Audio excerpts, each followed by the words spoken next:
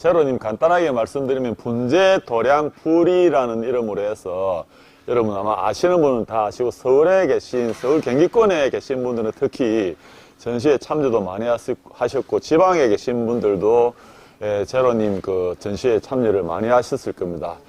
수행에 있어서 또 예술의 지평에 있어서 분재라는 분야의 어떤 확장력 같은 것을 제로님에게서 많이 이렇게 얻었다고 볼 수가 있고 저희들의 어떤 규범화된 정형화된 그런 수행에서 좀 더 자유로우면서도 예술성이 있는 그러한 생각의 방향을 저희들한테 많이 제시해 주셔가지고 제가 가까운 원로 분재인님도 누구냐 해서 책을 한 권을 우연히 제로님 책을 한 권을 이렇게 입술해서 보고 나서 너무 빠지셔가지고 이제 지금 가까이 계신 우리 최 선생님이신데 제로님 존중할 만한 하더라 이렇게 말씀을 하시고 저도 그런 면에서 항상 좋아하고 있는 분입니다. 오영택 원장님 모시겠습니다. 방금 소개받은 오영택이라고 합니다. 나옵니까? 예. 제가 나서야 될 자리인지 확신을 할 수는 없습니다. 그렇지만 최선을 다해 보겠습니다. 제가 말씀드릴 내용을 몇 가지 주제로 요약을 하면 첫 번째는 나무, 두 번째는 분재, 그리고 여러분들이 들어보신 분도 계시고 아닌 분들도 많으시겠지만 일본의 분재인 중에 규조 무라타 선생에 대한 것과 850년 수령을 먹은 향나무 후도에 대한 이야기를 간단히 말씀을 드리고 제 나무 몇 점을 소개하는 걸로 진행을 하겠습니다.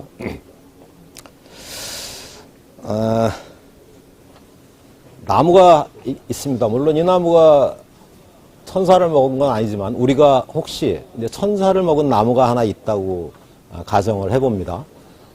그 천사를 먹은 나무가 새봄을 맞아서 한 살짜리 새순을 틔우지 못하면 그 나무는 곧 죽게 되죠.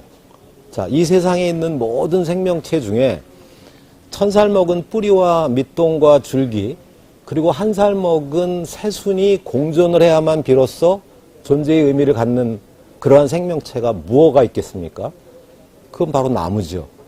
우리들이 곁에 놓고 아끼고 사랑하고 즐기는 이 나무가 바로 천살과 한 살이 공존하는 지구상의 유일한 생명체라는 그러한 위대함이 있는 거죠. 우리가 곁에 놓고 즐기는 이 나무가 그러한 위대한 존재라는 인식, 제 분재 생활은 거기에서 출발을 합니다. 이 나무가 천사를 먹기까지는 정말 수많은 역경과 풍파의 세월 그리고 또 수많은 기후의 변화 또는 사람들과의 인연 그런 것을 통해서 천사를 먹으면서 자기 나름대로의 형상을 만들고 그리고 또 그 나무의 아름다움이나 그 나무의 어떤 독특함이나 개성 이런 것들을 만들어서 우리가 그것을 보고 감동을 하기도 하고 또 심지어는 어떤 나무는 죽었는데도 불구하고 사람한테 가슴 설레는 그러한 감동을 주는 나무들조차 우리가 볼 수 있죠. 익산에 있는 소나무라든지 이런 나무들을 통해서. 그 다음에 나무 한 그루가 무려 2300평이라는 거대한 면적을 차지하고 있는 경북 영양의 만지송 같은 나무들. 우리는 그러한 나무들을 통해서 천살 먹은 나무의 위대함들을 늘 느끼고 우리가 분재 생활을 하는데 가슴에 품고 머리에 담고 잊지 말아야 할 것이라고 이렇게 생각을 합니다.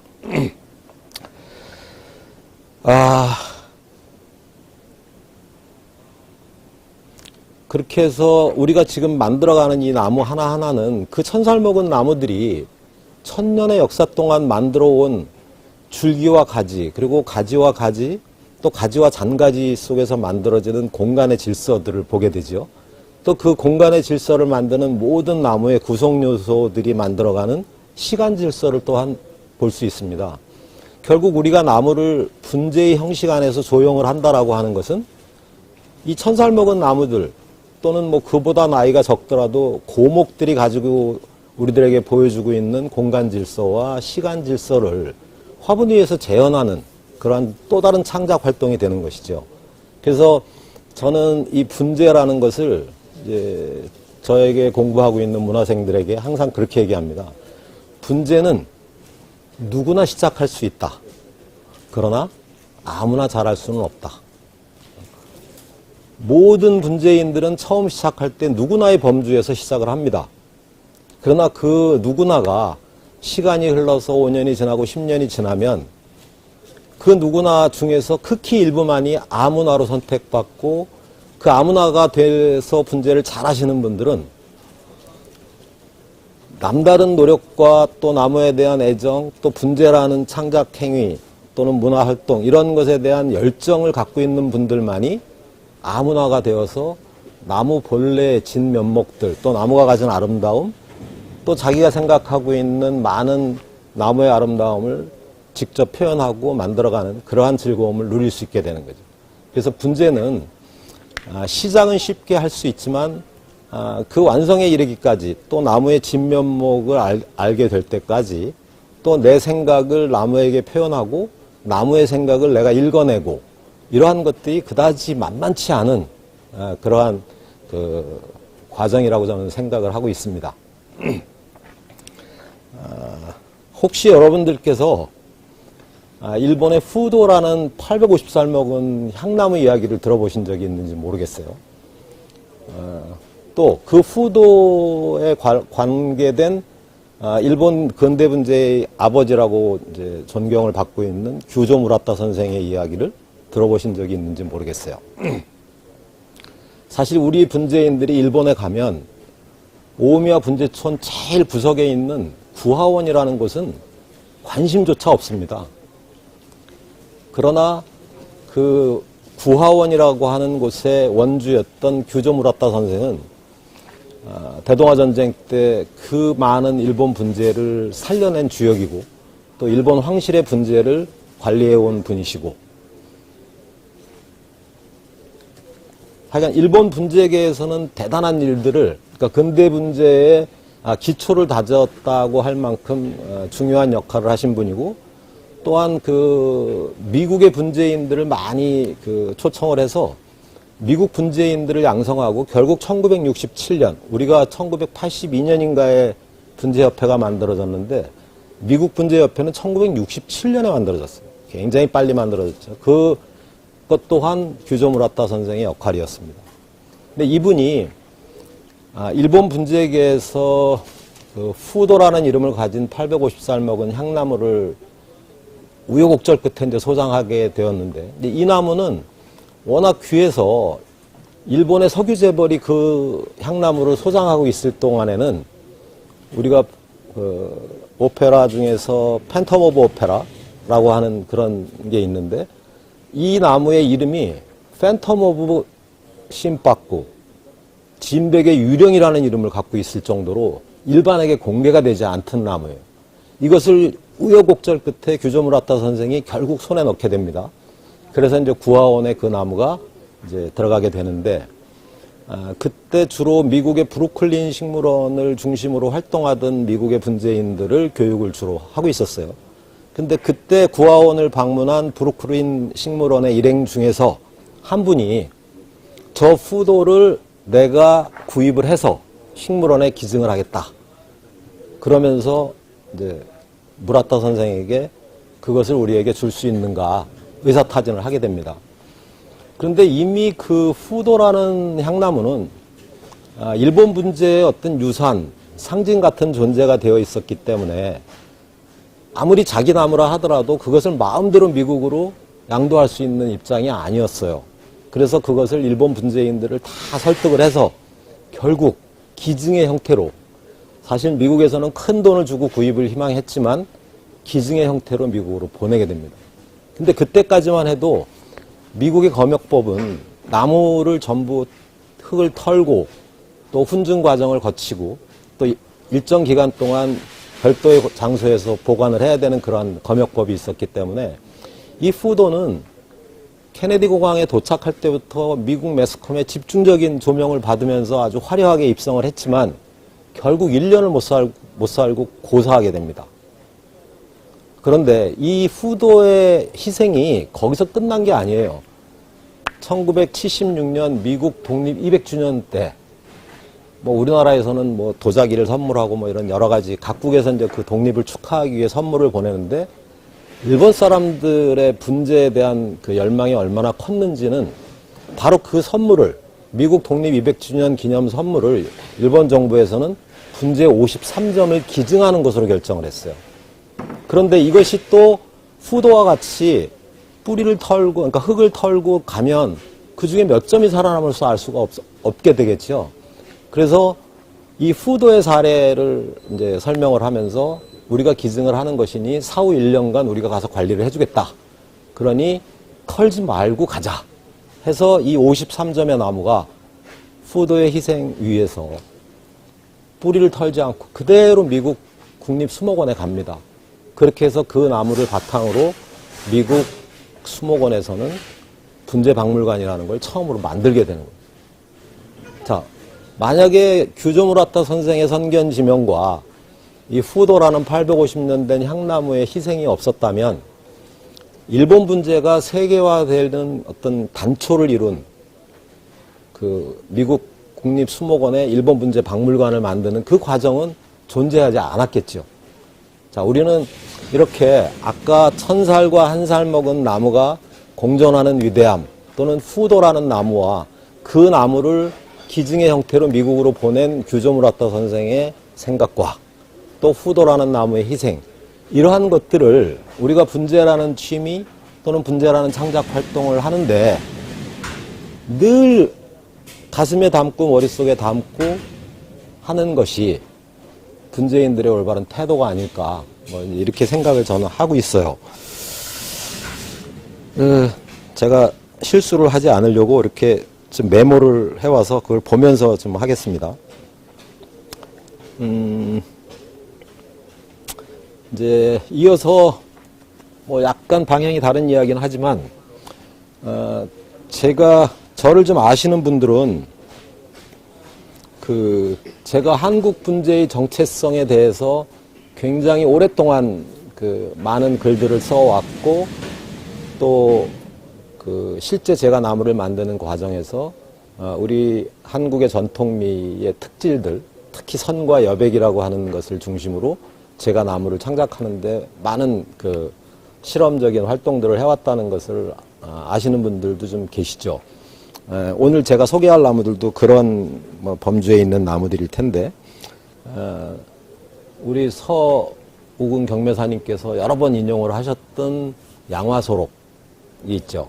그 양화소록은 참 귀한 저술서이기도 한데, 그 양화소록의 해제에는 그 저자인 강희안 선생의 동생인 강희맹 선생이 쓴 해제가 있어요. 그 해제를 보게 되면 자기 형이 그 나무를 키우는 그 과정은 바로 양생지도라는 생각을 가지고 키운 것이다. 즉 무슨 뜻이냐 하면, 양생지도라는 것은 살아있는 것을 키우는 것이 곧 사람의 삶을 살아가는 이치나 세상사를 살아가는 이치와도 같다. 그런 뜻이죠.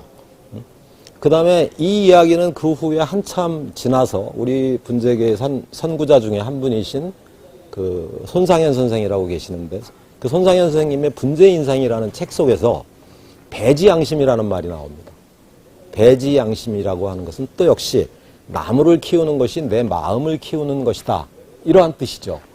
그래서 양생지도와 배지양심이라는 이런 우리 조선 초기서부터 이제 현대에 이르기까지 오랜 세월을 건너뛰면서 두 분에 의해서 주장된 그러한 것들이 아마도 우리 분재계만이 가지고 있는, 일본이나 중국의 분재 문헌을 제가 애써 찾아봤지만 발견할 수 없고, 서양에서는 더더욱이 없는 우리 분재계만의 전통이 아닐까 생각을 하고, 오늘날에도 이 양생지도와 배지양심이라는 두 개의 가치는 우리 한국의 많은 분재인들이 늘 명심하고 담아두고, 또 그 두 개의 가치를 통해서 우리 잘 알잖아요. 온고지신이라는 말도 있고 법고창신이라는 말도 있고, 옛 것을 통해서 새로운 것을 만들거나 옛 것을 알고 새로운 또 형식을 만들거나 어떤 규범이나 묵계 이런 것에 갇히지 않고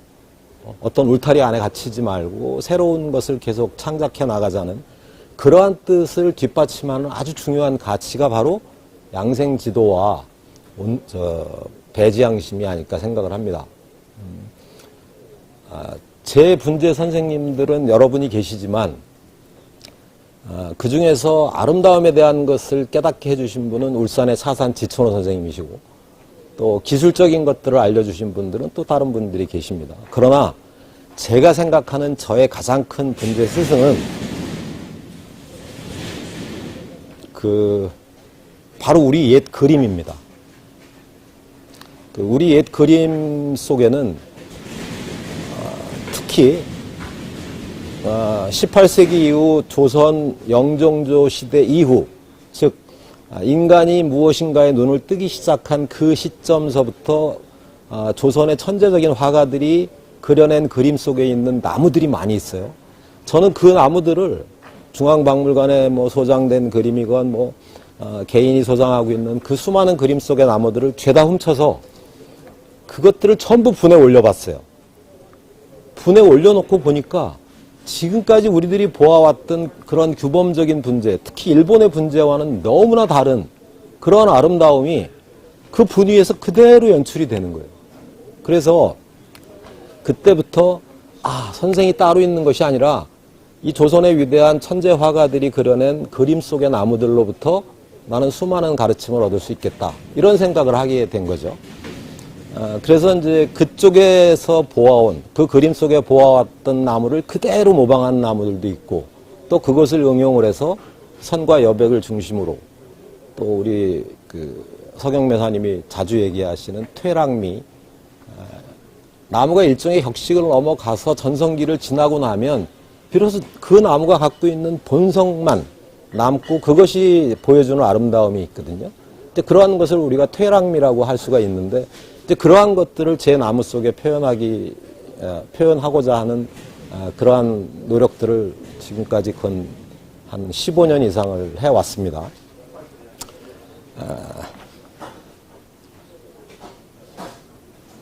그래서 제가 말씀드린 이러한 이야기들은 두 가지의 사례를 통해서 한번 우리가 깊이 생각해 볼 게 있는데, 이분 또한 여러분들이 잘 모르실 거예요. 영국에 가면 톰 제인이라는 분재 이론가가 한 분 계세요.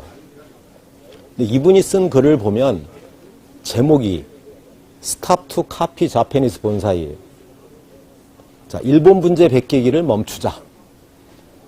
그분이 영국 사람인데 영국에 있는 나무들은 일본이라는 환경 속에서 자라는 나무와 많이 다르고, 영국 사람들은 영국이라는 환경 안에서 자라는 나무들에 익숙해 있기 때문에 영국에서 자라는 나무들이 갖는 아름다움을 분재인들이 표현을 해야지 왜 일본 나무를 맨날 베끼고 있느냐, 이런 글들을 계속 써왔어요.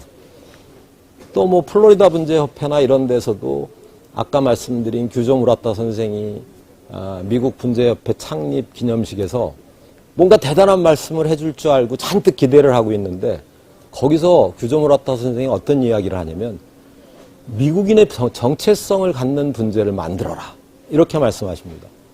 근데 그 당시에 미국 분재인들은 아마 그 말이 무슨 뜻인지도 몰랐을 거예요. 그럼에도 불구하고 그런 이야기를 전해줍니다. 그래서 그렇게 만든 너희들의 나무를 갖고 세상을 평화로 밝혀라, 이런 이야기를 합니다. 이렇게 영국의 톰 제인이라는 분재인, 또 일본의 규조 무라타 선생, 이런 분들이 전부 다 각국의 분재 고수라고 할 수 있는 분들이 가장 중시하는 가치 중에 하나를 자기의 정체성이 있는 나무를 만들어라라고 하는 것이죠. 어떤 틀에 갇혀 있는 거나 뭔가를 모방하고 베끼는 그러한 단계의 나무들이 아니라, 물론 저는 그러한 것이 좋아서 지금까지 쭉 해오고 있습니다만, 실제로 지난 20년간 제가 분재를 하면서 그러한 과정을 겪으면서 욕도 무지하게 먹었고, 네가 만드는 게 분재냐, 그게 나무냐, 꼬챙이지, 이런 이야기도 많이 듣고, 그렇게 하면서 지금까지 고집을 버리지 않고 해오고 있습니다. 이렇게 이제 두서없는 이야기를 하면서 끝으로 우리 속담 중에 똥 싸고 매화 타령이라는 말이 있거든요. 이건 뭐냐면 무언가 잘 모르면서 아는 척하는 사람들을 일컬어서 야, 똥 싸고 매화 타령하지 마. 이 얘기는 매화라는 나무의 어려움을 빗대서 만들어진 말이기도 하지만 행동거지를 조심하라라고 하는 그런 뜻을 깊이 담고 있죠. 자, 우리가 나무를 하면서 너무 가벼운 태도로 또는 나무라고 하는 생명체를 너무 가볍게 바라보는 그러한 태도들을 갖고 분재를 하지 않는 일반인들에게 혹시 염려지만 똥 싸고 매어 타령을 하는 것은 아닌지 이러한 것을 늘 경계하면서 나무를 대해야 하지 않을까, 저는 이렇게 생각하면서 두서없는 제 얘기를 마무리하고